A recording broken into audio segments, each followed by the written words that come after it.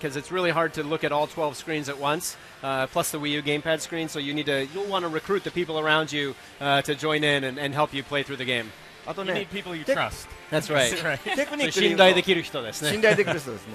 テクニックで言うと、このカメラを触ったときに、ピュって好きな方にペンでね、指を弾いた方向にカメラがさっと向くんですね。だからこの敵の向いてる方向にさっとカメラを向けて遊ぶと、すごく攻略が早いです。And then if you want a quick control tip, what you can do is when you switch to a camera on the gamepad screen, if you swipe your finger across the camera as you tap on it to bring it up to the middle view, you'll quickly switch the angle. So if you pay attention to when you're switching to a camera and you swipe that finger or that stylus to change the angle, it'll make it actually a lot quicker than trying to just choose the camera and then choose the aiming and then shoot.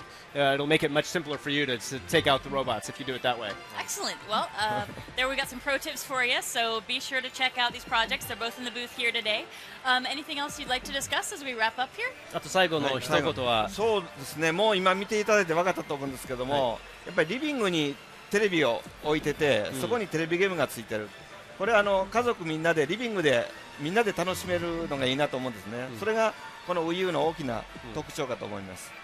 So what I think is the biggest kind of unique factor of the Wii U system is that it really is designed to be connected to the TV in the living room and to be something that's fun both for the player who's playing the game to enjoy the games on, but also fun for people who are in the living room with them to be able to sit back and watch and participate lightly in the gameplay as well.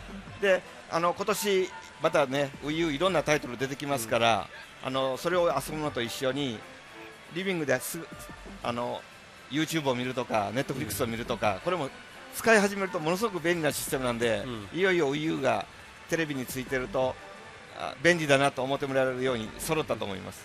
And then, of course, we've got a number of great games coming out for Wii U this year. But in addition to that, when you've got your Wii U connected to your TV in the living room, you're going to find very quickly that it's great to use for controlling your TV.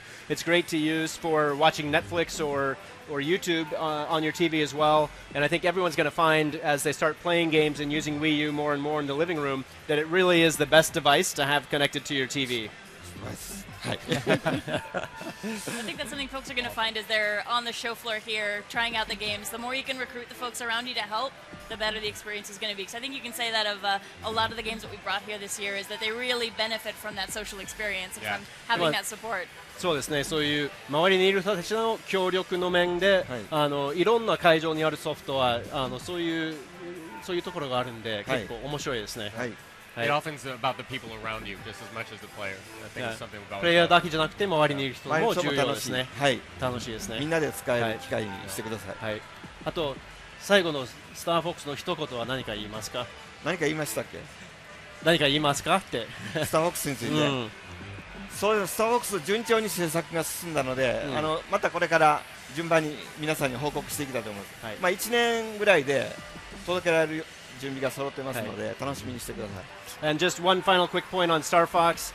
We have gone into full development and it's progressing well. We're going to be showing it to everybody as soon as we feel it's totally ready, but we're planning on completing it within about a year from now. So I hope everyone will be looking forward to Star Fox on Wii U. I think that's a yes. Yes. Can safely say 楽しみにしてるみたいですね。ありがとう。Well, thank you so much for coming by. This yes, is this fantastic. has been fantastic. And again, getting a closer look at these games has been wonderful. So please stay with us. Coming up next, we're going to have an exclusive look at Xenoblade Chronicles X. So you definitely want to stay by. Just be a few seconds, and then we'll be right back. See you soon. Thank you so much.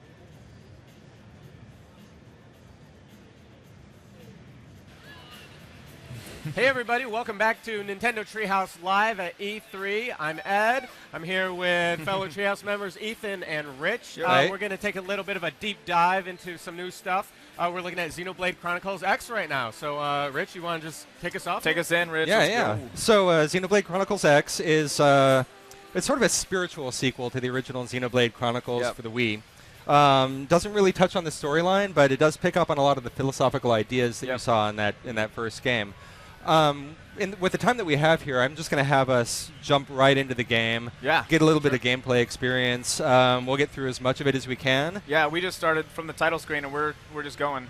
And So we're going what to do we set have some here? we're going to set some of the story up too. Okay. Ethan, since you can actually translate all this stuff, I may ask you to jump in and summarize. Sure.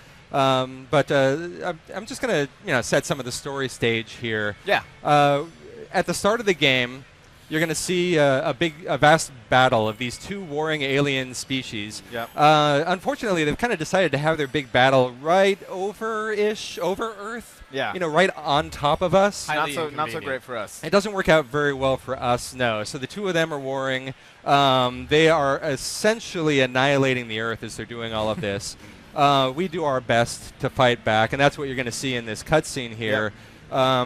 We do our best to fight back. We build technology that helps us to try to, step up to the battle with the aliens. Doesn't really help us a whole lot, and the Earth Right. is. Well, you'll see what happens to the Earth. That's cool, but we're gonna put all of humanity into a series of arc ships and just take off, leave the Earth behind, and that's where Xenoblade Chronicles is gonna start off. Yeah, it's you'll see as we get going here, but it gets pretty epic pretty quickly. So It's already epic. I Very mean, epic.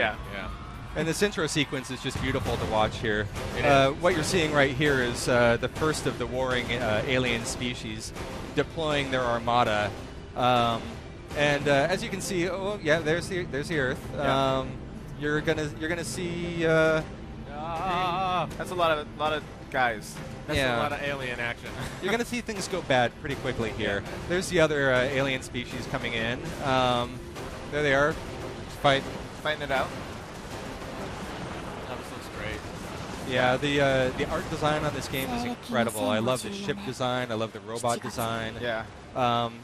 Just the choreography of this intro battle is gorgeous. Yeah, it's good. And I think that's one of the first things you notice taking a look at this game. People see it for the first time. They're just like, whoa, it really catches the eye. We'll see that more as we dig in. Now you can see the battle looks like it's going okay, but you're going to see some impact on Earth. Okay, poor choice of words. You're going to see what's happening to us in the middle of all this battle is we're just getting annihilated while they're fighting. Ethan, feel free to translate some of the there's subtitles. just kind of a narration here explaining what, that Earth kind of was this chosen battlefield and that, these two forces have converged, basically summing up some of the stuff you've already said, and that the forces of Earth, got together to try this sort of grand escape plan. It's our last-ditch effort, basically, to get away from the battlefield, since we know there's no hope left for the Earth itself. Yep. And you can see, you're going to see our arc ships taking off, Yep. and then you're going to see the Earth blowing up. Well, There it goes. Thanks for coming So- by, everyone. Yeah, so, have a good Earth day. is gone. Just lifting your spirits, get things off So on this the right is note. one of the arc ships you were talking about. Now these things are vast. You can see that's an entire city inside of that unit, Right. inside of the arc ship. We're pursued by the aliens. We do what we can to fight back, but the Right, arc so ship.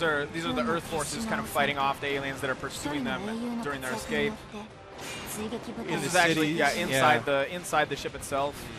But this specific arc ship gets knocked out of space and crashes into this alien planet. Right. Xenoblade Chronicles X takes place on this alien planet.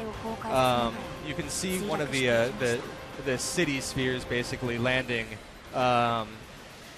The population, for the most part, survives the impact, but Right. there are escape pods that the humans escape into. Right. We're going to get into the gameplay in just a few moments so you can see what happens when your player character gets awakened from the stasis pod for the first time. Right.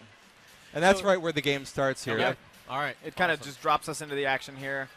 Now we're going to start off with a little bit of character creation. I'm going to go through this character creation really quickly. There's a lot of customization that you have at your disposal. Sure, of course. We could get lost in this one for a while. I'm going to go for some silver hair. And I love that we're doing this. I mean, it's not often that you get to see an RPG that's not out yet. That we're just showing from the beginning. So I'm happy that we're able to do this. Previously, we've just been able to show little snippets of this game. Right. So obviously, this everything's still in Japanese. Clearly, Yeah. not everyone is bilingual. this like is Ethan true. Here, This you is know, true. so No, this is Rich still was skipping through pretty quickly, sneak but peek. Yeah, sorry about jumping through. I want to get into the No, it's gameplay good. We really wanna know about the badly. game. We Yeah. do. I want to see. And as far as character creation options, it's cool that you can spend a lot of time like getting hair color perfect, and getting your eyes to look either to match your own eyes or go for these nice cyber organic eyes. Well, but because if you're gonna commit yourself to this journey, you want to make sure that you have exactly the you look character you want. exactly. You've got the right heart tattoo on your face. So what we're going through right now is your stasis pod being opened up by the first person that you meet, another survivor from that great invasion. Right. And so this also begins kind of a little sub-narrative that not everyone who made the journey with that sort of departure ship landed safely with the city, and there's a smaller group of people that are kind of scattered out there that need to be recovered and brought back. And you're going to find your way through to the very first survivors to escape the crash. And you're going to spend some time looking for other survivors as well. We'll talk about that a little bit more as we get deeper into the game. Yep. Here are your first moments as you're waking up out of the stasis pod. I'm going to start skipping some of these cutscenes after you get kind of the flavor for it, because I do want us to see some of the gameplay pretty quickly here. But I want to set the scene properly before we jump into it. So this is Elma, and she's one of the sort of scouts, one of the warriors from the city out looking for survivors, and she's found you at this point. And there we are, barely conscious, pulled out of the stasis pod. Now at this point I'm going to jump into it. Elma is going to explain a little bit of what we've explained to you as well, about what your current situation is on this alien planet. I'm going to take this opportunity to skip ahead just a little bit so that you can see some of the free roaming of this game.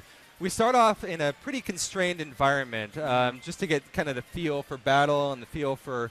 it wants you to enter your name. I'm just going to... Yeah, let's just name him Ethan. You guys can't see what's going on down here. It's fine. But to speak to that constrained environment, that's something that changes very quickly. I name all my characters Ethan. It's just it's a routine. It's a thing I do. Oh, thanks, Rich. You just made his day. What an honor.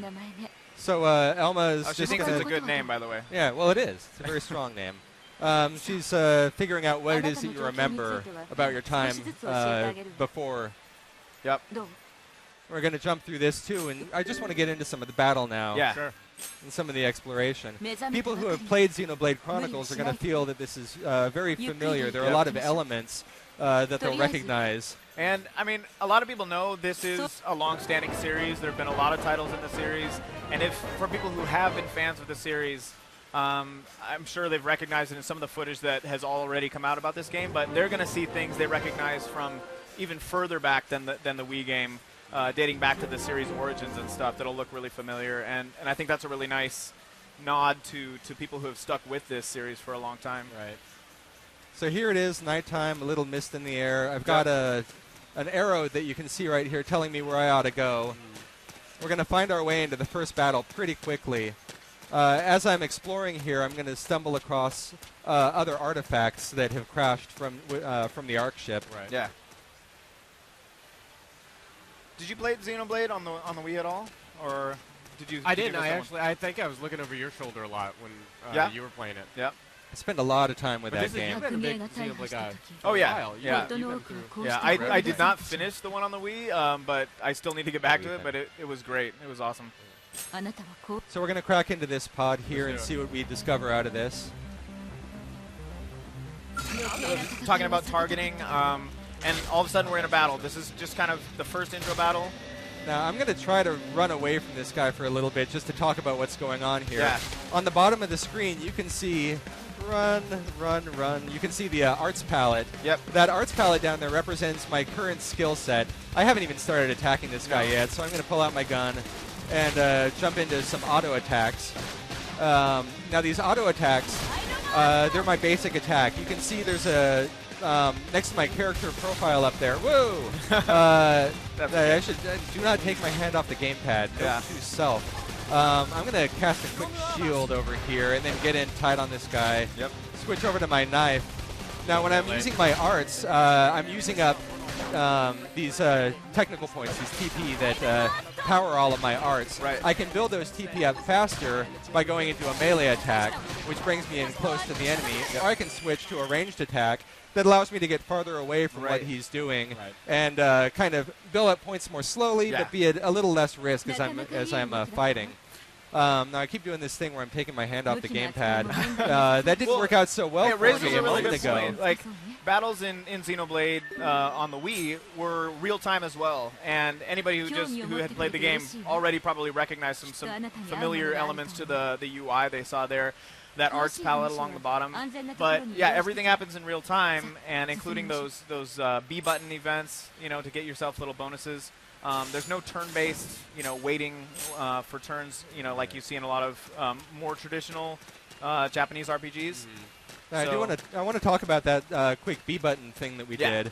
That was in the Japanese, they're calling it a soul voice. That soul voice is something that your partner shouts out to you in combat, and if I get that timing right, I get a benefit. In this case, I would have got hit points back. There's no way to heal other players using your arts. You can shield yourself, you can heal yourself, but there's nothing that you can do about your partners except with that soul voice. So I need to be paying pretty good attention to what's going on, and I need to be taking advantage of those opportunities. Yep. I'm going to grab a few little items as I'm running along here. If you played Xenoblade Chronicles, you would recognize some of these as quest-based items that you get as you talk to some of the townspeople in your hub towns. They'll ask you to search for things, and you'll find those things for them. It's stuff that you grab out in the field. You can also see over the monsters here their level. That's a good indicator of, whether you'll be able to take them out at this time. I could probably chase those guys down. They look so harmless, though. We should get to that. That thing. From you. I want to get to the big open areas here. I want to show everyone how expansive this world can be. So I'm just going to chase these guys down. Over these guys here, you can see a couple of symbols there. There's a couple symbols telling you it's in red, so you can tell that they're hostile. I can target that guy. It tells you a little bit about how they're going to detect you by sight and sound. And it also tells you that ring. It tells you that if one of their kind is attacked within range of another of their kind, he's going to jump in and join in the attack. So I'd be taking on two critters at once rather than one. Let's see if he notices me as I'm running by. I think I got past him. I'm not in a hurry to deal with those guys right now when I've got so much more to show you. Saying that it's easy to get distracted in this game is kind of an understatement, as you'll see here in a moment. Yeah, the very first thing I did when I walked down into these big open vistas is, I knew which way I was supposed to go and how I was supposed to get there, and I immediately turned the wrong way and just charged off to see what I could see. Well, yeah, you're always noticing something like, ooh, what's that over there? Let's go check it out. So you're going to see the sky clear up, hopefully. I think you're going to see that. I think that's going to happen here. I think she's mentioning that very thing right now. There it is. And then we're going to see our first human settlement, first human explorers who have escaped from the crash as well. Let's take a quick look out over this view. Now, the other thing you're going to see... one of my favorite spots. Yeah, you're going to see some just amazing things as the clouds dissipate and the fog clears up here. One thing that you're going to notice, hopefully, as we're playing right here, is that the weather shifts as does the time of day. So we're seeing daybreak now. We're going to come out into full daylight. But as you're playing, you go through your day and night cycle, and enemy behaviors will change in day and night. You have predators who are hunting at night. You might see pack animals that are sleeping during that time as well. I think even you'll get some different enemies that come out at nighttime. Whoa! Yeah. Someone's waking up. Just amazing creatures in here, and again, it's the creature design and the variety of them that you see out in the field and how far out you can see them. It just blows my mind. This is a lot to take in. It is, when yeah. you're living in an escape pod, you know. Yeah, you've been in a pod for Right. who knows how long. And it's kind of a lot to cover. We also have at different this. weather patterns in the game now. Right. So, as the weather patterns shift, creature behavior might shift as well. Yeah, they can become more aggressive or less aggressive. Yeah. So. Now, Alma's going to point us out to the first Right. military installation right over here.